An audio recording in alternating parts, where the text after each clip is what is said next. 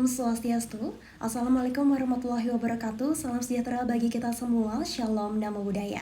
Sebelumnya izin memperkenalkan diri. Perkenalkan saya Nila Putusri Astuti dengan NIM 24095111056, merupakan mahasiswa semester 3 Fakultas Kedokteran Hewan Universitas Udayana. Pada kesempatan yang baik ini, saya akan menyajikan penugasan CBL 2, yakni mengenai kasus. Adapun kasus yang saya angkat ini berjudul Identifikasi Pasteurella multocida sebagai agen penyebab bronchopneumonia pada babi di peternakan lokal. Baik, selamat menyaksikan. Pasteurellosis adalah penyakit infeksi yang disebabkan oleh bakteri Pasteurella species, terutama Pasteurella multocida.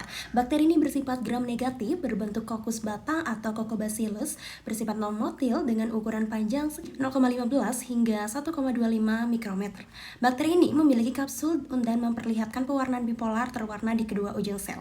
Umumnya tampak tunggal, namun dapat menjadi pleomorfik atau bentuk yang variasi setelah beberapa kali dikultur. Bersifat anaerob fakultatif dengan kemampuan oksidatif dan juga sebagian besar menunjukkan reaksi katalase positif, dan sering hidup di saluran pernafasan bagian atas pada hewan kambing, kemudian unggas, babi, dan juga kelinci, namun dapat menjadi patogen oportunistik dan menyebabkan berbagai komplikasi penyakit.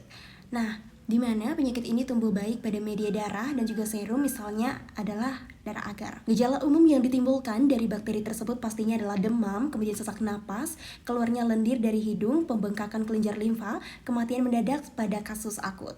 Latar belakang dari kasus yang saya angkat mengenai Pasteurella ini, yakni terjadi di daerah tropis Indonesia, tepatnya di Kabupaten Sleman, Kabupaten Bantul, Provinsi Daerah Istimewa Yogyakarta, di mana dilaporkan babi berusia 3 hingga 8 bulan yang baru saja mengalami stres karena perjalanan jauh dan terjadi perubahan cuaca secara mendadak sehingga didiagnosis terinfeksi Pasteurella multocida ini. Hewan ini juga menunjukkan gejala klinis yakni demam tinggi, kesulitan bernafas, pembengkakan di leher, dada dan juga lemas serta kehilangan nafsu makan dan mengakibatkan mati secara mendadak. Adapun hasil pemeriksaan di lapangan itu didapatkan data sebagai berikut.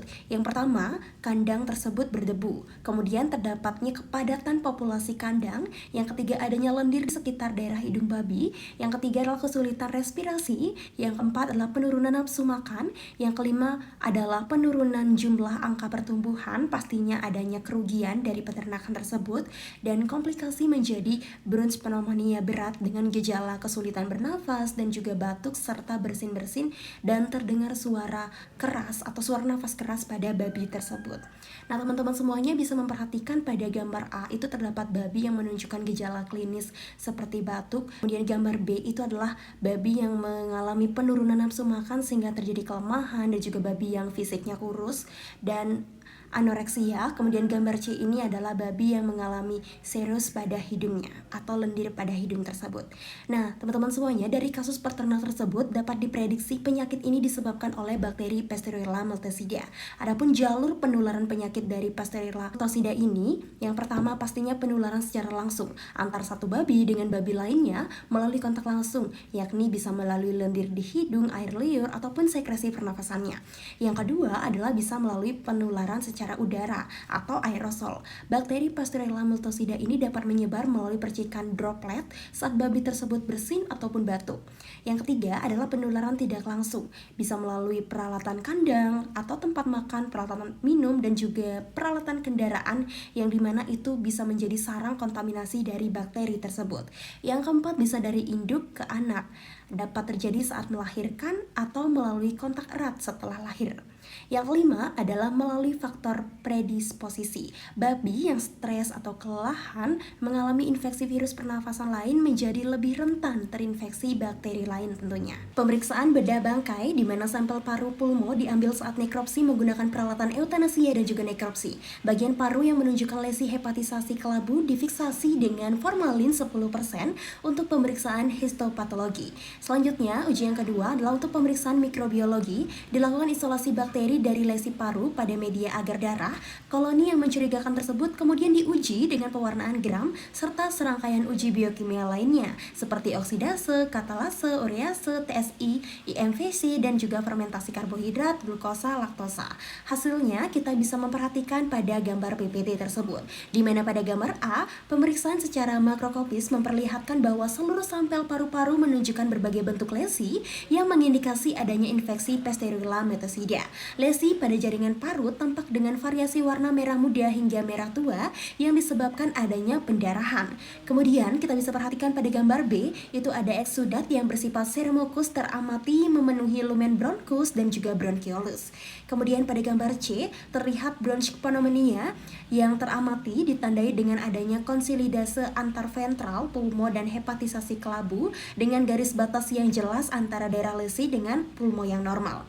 Dengan kombinasi hasil uji tersebut dapat disimpulkan bahwa sampel tersebut terinfeksi bakteri Pasteurella multocida. Baik, selanjutnya saya akan menjelaskan mengenai hasil dari isolasi dan juga identifikasi sampel pulmo yang diduga terinfeksi Pasteurella multocida. Yang pertama adalah uji pada media agar darah, di mana koloninya itu sirkuler, konveks, dan juga hemolitik. Kemudian yang kedua adalah pewarnaan gram, hasilnya negatif. Kemudian uji katalase hasil positif, uji oksidase hasilnya negatif, dan uji TSIA hasilnya positif. Kemudian pada tabel 2 ada uji MR dan juga FV, itu hasilnya negatif. Kemudian ada uji karbohidrat yakni laktosa, itu hasilnya negatif. Ada uji karbohidrat yaitu glukosa, di mana hasilnya positif. Dan yang terakhir ada uji urease, yaitu hasilnya negatif. Adapun pencegahan yang bisa kita lakukan untuk mencegah penyakit tersebut, yang pertama adalah manajemen kandang yang baik. Tentunya kita harus menjaga kebersihan kandang, tempat pakan, tempat minum secara rutin.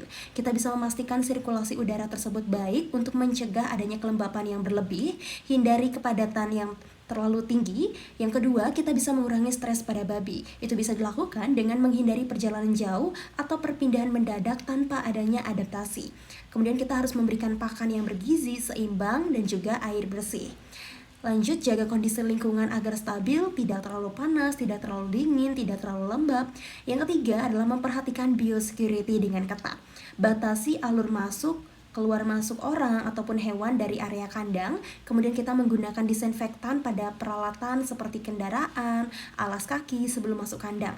Pisahkan babi yang sehat dengan babi yang sakit atau isolasi. Dan yang keempat adalah vaksinasi. Vaksinasi ini penting adalah untuk meningkatkan kekebalan tubuh dari babi tersebut. Baik, adapun kesimpulan yang bisa saya tarik dari pembahasan kasus Pasteurella metosida pada babi yang terjadi di Yogyakarta, ini menunjukkan bahwa bakteri ini menjadi penyebab utama dari bronchopneumonia pada saluran pernafasan, di mana babi yang terinfeksi mengalami batuk, sesak napas, keluarnya lendir dari hidung, serta penurunan nafsu makan yang mengakibatkan babi tersebut lemah. Pemeriksaan tersebut menunjukkan adanya lesi pada paru, hepatisi kelabu, hemoragi, dan juga kongesti, sedangkan secara mikroskopis tampak bronchopneumonia fibronosa dan juga infiltrasi neutrofil dan nekrosis jaringan. Hasil isolasi menegaskan bahwa penyebabnya adalah Pasteurella metocida yang bersifat gram negatif, non-hemolitik, dan mampu memfermentasi glukosa serta sukrosa. Tingginya kasus ini dipengaruhi oleh manajemen pemeliharaan yang buruk, sehingga pencegahannya sangat perlu dilakukan untuk memperbaiki sanitasi kandang, ventilasi, dan juga penting untuk mengurangi kerugian pada peternakan. Kemudian saran yang bisa saya berikan dari kasus ini tentunya adalah untuk mencegah pengendalian kasus Pasteurella metosida pada babi. Saya menyarankan peternak untuk meningkatkan manajemen pemeliharaan kebersihan kandang, terutama dengan memastikan adanya ventilasi yang cukup, udara yang baik, mengurangi kadar amonia, mencegah kepadatan populasi ternak agar tidak terlalu tinggi. Pemeriksaan kesehatan hewan secara rutin perlu dilakukan untuk mendeteksi adanya infeksi saluran pernafasan atau tidak, sehingga tindakan pengobatan itu dapat segera diberikan atau secara dini diberikan.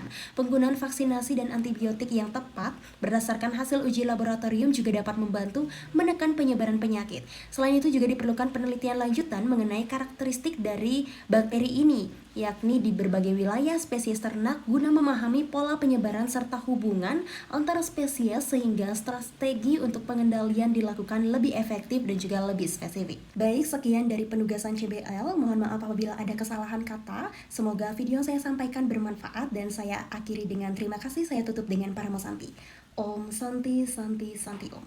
Wassalamualaikum warahmatullahi wabarakatuh. Salam sejahtera bagi kita semua. Shalom, namo buddhaya. Terima kasih.